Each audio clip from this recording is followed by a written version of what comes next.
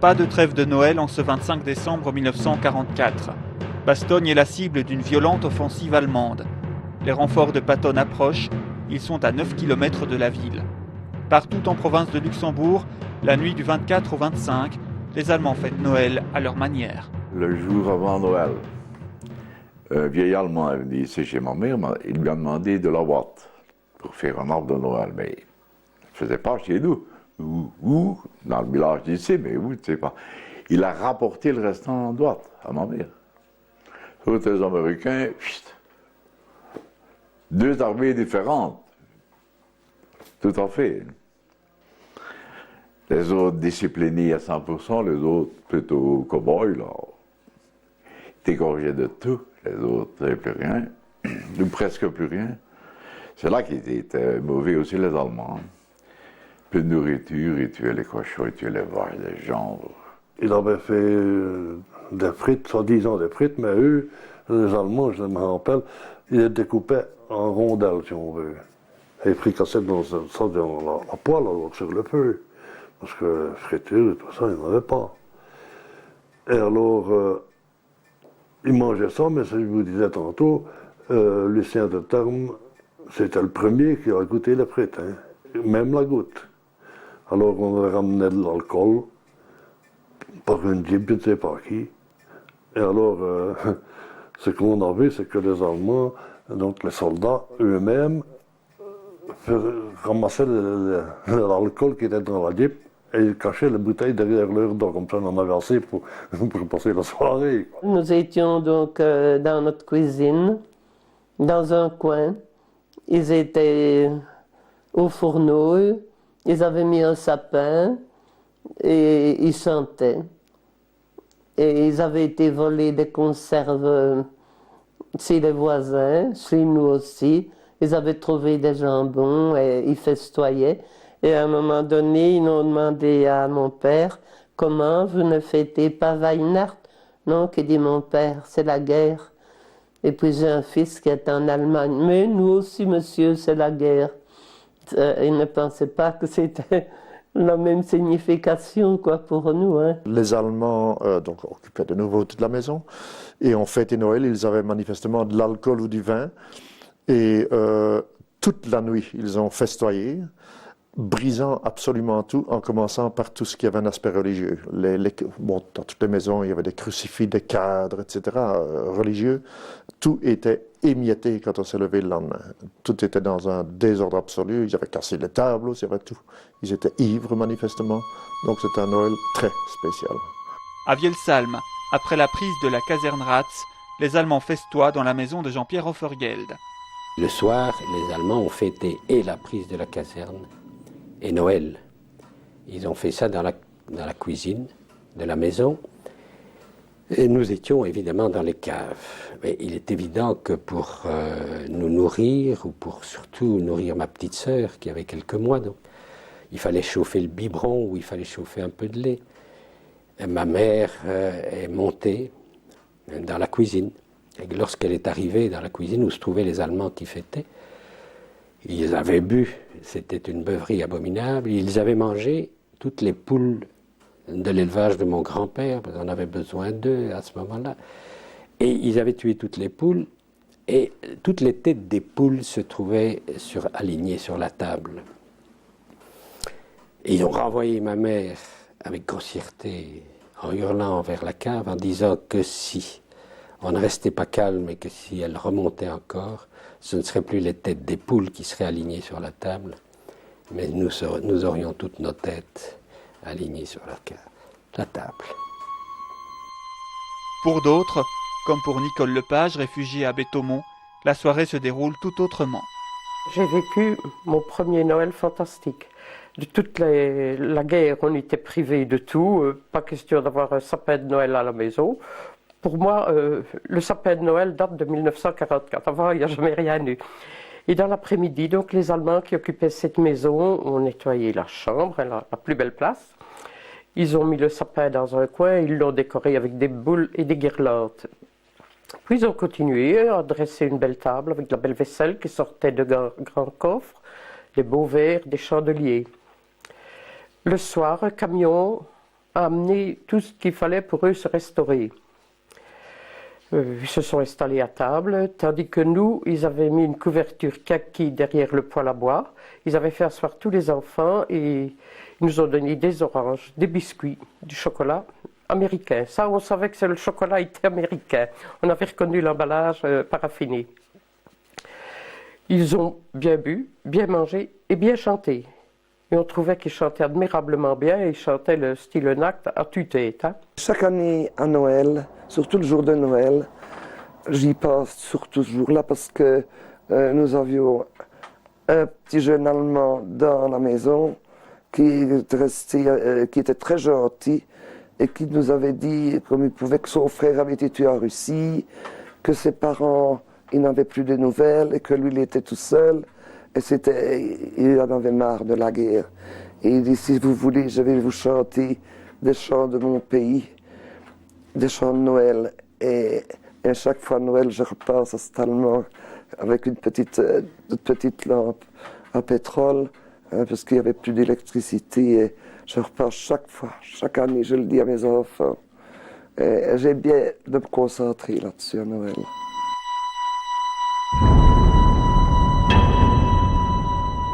Si les Allemands festoient, les civils, eux, célèbrent Noël comme ils peuvent, avec leurs faibles moyens. Dans notre cave, on avait un pâtissier, un ancien pâtissier, et il avait apprêté pour les gâteaux de Noël du beurre pour faire du moka, et il avait déjà fait son moka. On est allé chercher le moka, et on a mis du moka dans des biscuits d'Américains qui nous ont donnés, et on a mangé ça parce qu'on avait vraiment faim. On a fait de la soupe un jour, avec tout ce qu'on trouvait. On a même mis des poireaux qui étaient gelés, des pommes de terre gelées, mais ça nous a bien goûté parce que comme on avait faim, on a mangé. On était tous dans l'étable de ma grand-mère, il y avait une 90aine de personnes dans une étable de, allez, je dirais 6-7 mètres sur 4-5. Il y avait 4 veaux là sur le côté. On dormait à terre dans la paille. Et ma petite sœur elle avait 7 mois, je l'ai déjà dit. Elle dormait dans un rep, ce qu'on appelait ça. C'était un panier en osier allongé. Je la vois encore sur une thé d'oreiller à carreaux, là, elle dormait.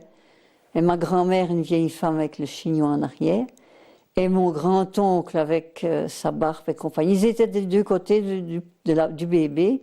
Ma grand-mère dit, c'est le petit Jésus de Noé qui a aidé nous autres. Et on a chanté des chants de Noël et récité des Ave tant qu'on en a voulu. Hein. Nelly Schmitz, après avoir quitté son village de Wardin et erré pendant plusieurs jours, trouve refuge chez les pères franciscains à Bastogne. Le père Ephrem a fait la messe dans une salle sous l'église des pères franciscains. Et puis alors, il y avait encore des blessés, des Américains blessés. Et puis alors, on a été de nouveau bombardés. Et tout le monde se sauvait dans tous les coins. Et nous sommes arrivés en dessous du clocher, dans une petite salle. Et alors là, il y avait un Américain et on était bombardés. Et alors, l'Américain a monté les escaliers et on se disait, c'est pas juste ça parce qu'il va se faire tuer, monter l'escalier. Et le lendemain, des Américains, des officiers qui étaient à la caserne sont venus nous questionner. Et alors, on a compris que c'était un Allemand qui était habillé en Américain et qui faisait des signaux dans le clocher de l'église de chez les pères. Et c'est comme ça qu'on a encore été plus bombardés à cause de ça.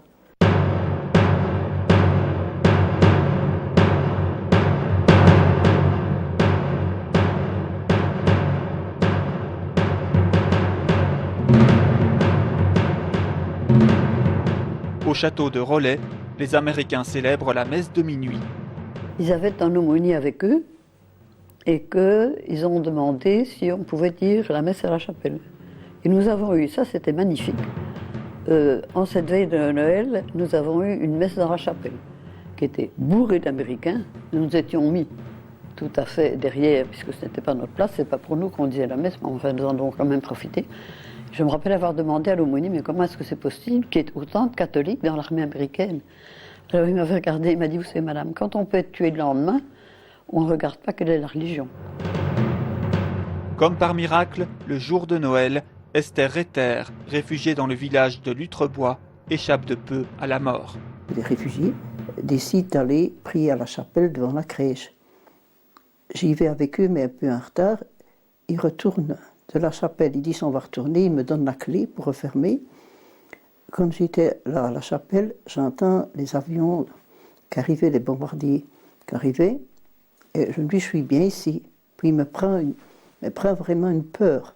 Et si je sors sans refermer bien la porte, bien sûr, je cours vite près des autres qui étaient au groupe là. Quand je passais sur la cour, il y avait les balles qui brillaient au soleil, ils mitraillaient, tout les balles qui tout autour de moi. Je ne me fais pas toucher. Hein, je rentre et je suis là, papa, je suis là, papa. Et puis, après le bombardement, il y a quelqu'un qui dit, tiens, regarde un peu la chapelle. Et on regarde par la fenêtre de la chapelle avait été bombardée, elle était à plat. Et par après, on a retrouvé le corps de 5 Allemands, qui n'y étaient pas quand je suis sortie. À Villers-la-Bonneau, la maison de Marcel Lafontaine est occupée par les Allemands. Je me souviens encore du jour de Noël à midi, où on était assis, accroupis autour d'un bloc et d'une marmite avec de la soupe, de la grosse soupe, dirait-on, où tout était mélangé. Et on se disait, eh bien, on se souviendra de Noël 1944. Ça, c'est clair, ça. Ça, on s'en souviendra. Et alors, bon, le jour de Noël, le soir, bien, on vivait en plein milieu des Allemands, parce qu'eux étaient allés au poulailler, ils étaient allés chercher, bon, des poulets et des poules, etc. Et eux, ben, fêtaient Noël un petit peu à leur façon. À Île-le-Pré, Madeleine Barthélemy se trouve dans la cuisine de la maison où elle et ses beaux-parents ont trouvé refuge. Au pire moment de la bataille, n'est-ce pas, c'était des bombes, c'était des tanks qui tiraient. Rarement les deux ensemble, mais toujours l'un après l'autre. On entendait un, on savait que l'autre suivrait. Et ça a duré, et ça a duré, et ça a duré.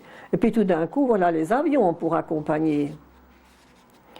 Et ce jeune Américain, que je vais appeler par son nom, je l'ai su après, mais c'est plus facile, Frank, que je voyais à environ une dizaine de mètres comme ça, et je lui fais signe. Qu'est-ce que ça veut dire, ça, hein? Encore des avions qui viennent en plus. Je dis, c'est des Allemands. Non, restez, c'est à nous. À peine le jeune soldat a-t-il prononcé ces paroles. Et tout d'un coup, voilà qu'une bombe vient nous arroser. Et elle vient me fracasser une partie de mon pied. Qu'est-ce qu'il faut faire? Je me relève, j'étais assise, je me lève. Je dis, Madeleine, je suis blessée. Je regagne la cave. J'entendais que les autres disaient, quelle Madeleine? Il y avait une des petites filles qui s'appelait Madeleine. Quelle Madeleine? Madeleine, c'est Madeleine la Grande. J'ai trouvé un chemin dans l'affolement qui n'était pas celui de sortir. Je ne voulais pas me retrouver dehors. J'ai monté des escaliers que j'ai redescendus et puis j'ai retrouvé la cave par un autre trajet.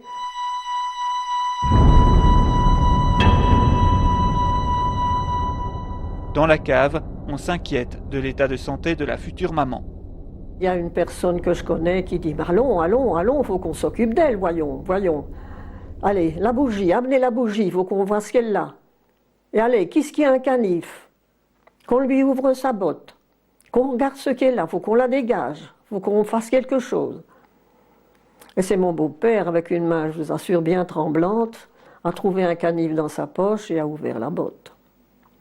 Et alors c'est à ce moment-là qu'on a vu vraiment ce qui s'est passé.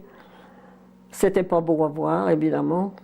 C'était de la chair rouge, sanguinolente, et des tendons blancs. Les tendons avaient été sectionnés, certainement 2, 3, il y a 4 doigts de pied qui ne voyagent plus comme avant. Hein. Il y en a 3 qu'il faut les prendre où on veut les mettre. Même s'ils ont célébré une messe de Noël la veille, les soldats américains installés au château de Rollet n'ont pas vraiment les moyens de festoyer. Nous avions fait une petite tarte comme ça. On était 12 ou on était plus? Oui, parce qu'il y avait quand même les numéros.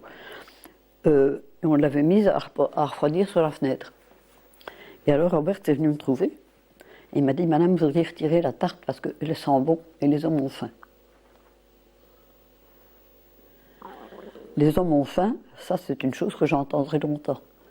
Parce que s'imaginer des Américains ayant faim, ce n'était pas tout à fait dans le cadre habituel de notre imaginaire.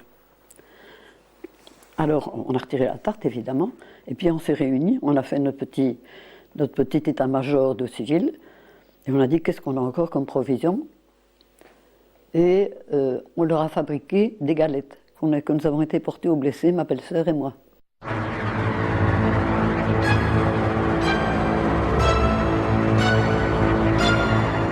Dans le petit village de Champs, de durs combats ont lieu ce 25 décembre. Quelque temps plus tard, l'instituteur du village trouvera un message écrit par un Allemand sur le tableau de la petite école le jour de Noël.